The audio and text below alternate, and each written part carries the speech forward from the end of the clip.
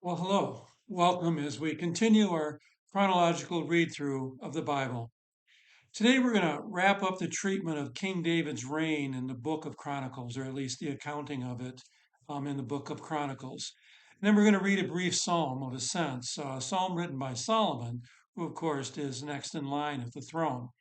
Now, this is the third reading or the third day that we're reading from Chronicles that includes the detail about how King David organized Israel for the task of building and running the temple, as well as how he set up the military and the leadership of the tribes to continue on after his death.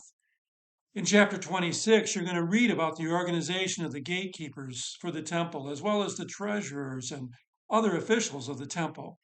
In chapter 27, you're going to read how the military was organized and how the leadership of the various tribes was set up.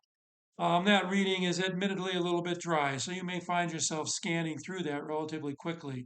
But the idea is that King David is organizing Israel to be able to continue on without him. Chapter 28 begins King David's charge to Israel. Now that they're organized, he has a final speech for them. And actually, during this speech or at the end of this speech, Solomon is publicly anointed king over Israel. King David charges Israel to build the house of God that he had been prevented from building by God, by God from building because he was a man of war. He charges Solomon, who will be king, to serve God with his whole heart and his whole mind. He gave Solomon the plans that had been drawn up for the temple, including an accounting of the vast quantities of materials that would be needed for its construction, most of which, if not all of which, had actually already been gathered, or we hear about them being gathered in this chapter. He encourages Solomon to be strong and courageous, for God is with him, and God will never leave him nor forsake him. He reminds Solomon that he, David, has already organized the workforce, really the whole of Israel, for the task of building the temple, which Solomon will soon begin. In chapter 29, David commits vast quantities of his own silver and gold for the project, and he challenges Israel to respond in kind. The response is overwhelming. David had contributed 114 tons of gold. Israel added another 188 more tons. David had contributed 266 tons of silver. They added another 375 tons, not to mention 675 tons of bronze and 3,750 tons of iron and untold quantities of precious stone.